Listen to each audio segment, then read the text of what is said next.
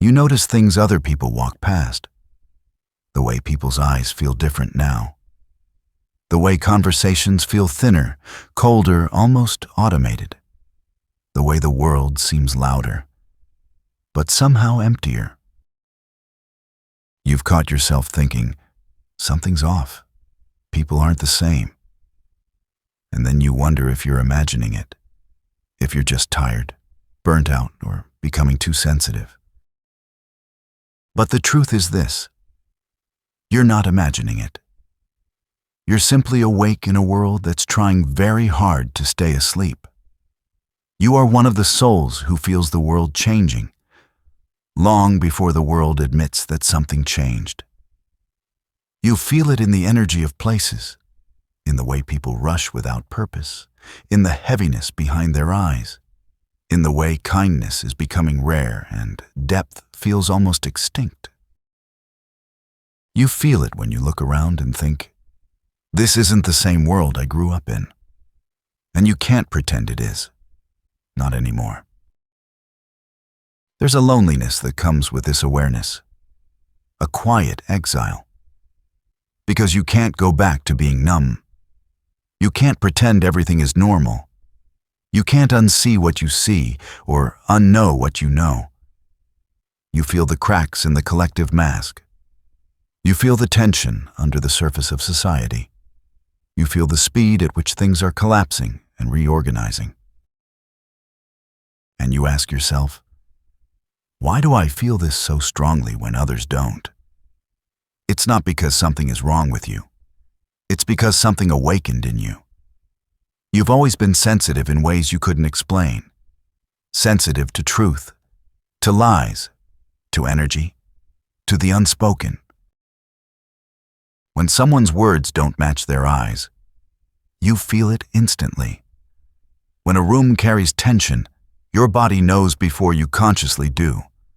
When a place feels wrong, you can't stay, even if there's no logical reason. You are built to sense subtle shifts in the human field. You've always been wired for this. It is a gift. But it can feel like a burden when the world is changing faster than people are willing to admit. There's a deeper reason behind all of this. You're changing too, and your inner shift is revealing the outer one.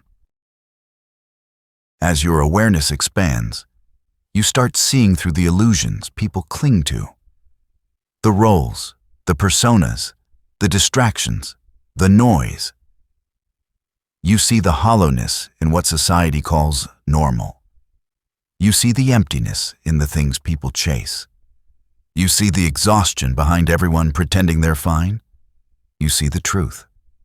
And truth changes how you feel everything. Sometimes you feel old. Not in years, in soul. Like you've lived many lifetimes. Like you came here remembering something that everyone else forgot. You sense when something is ending before it visibly ends. You sense when a cycle is closing before anyone speaks it out loud. That's why this time in history feels so heavy to you. Because you can feel the world nearing a breaking point. Spiritually, emotionally, energetically. And you're not wrong. You're just early.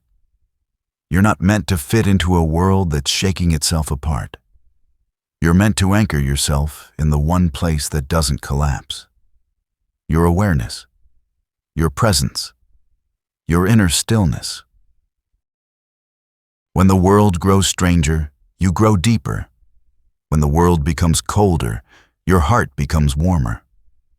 When the world loses itself, you return to yourself. That's what your awakening has been preparing you for, to remain conscious in the middle of unconsciousness. To stay real in a time of mass pretending.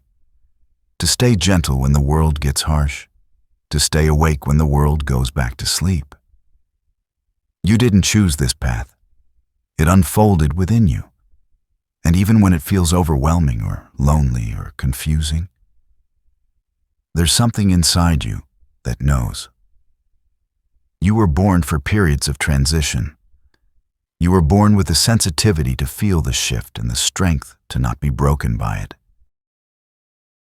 You were born to see the truth, even when it's uncomfortable, even when it sets you apart, especially when it sets you apart.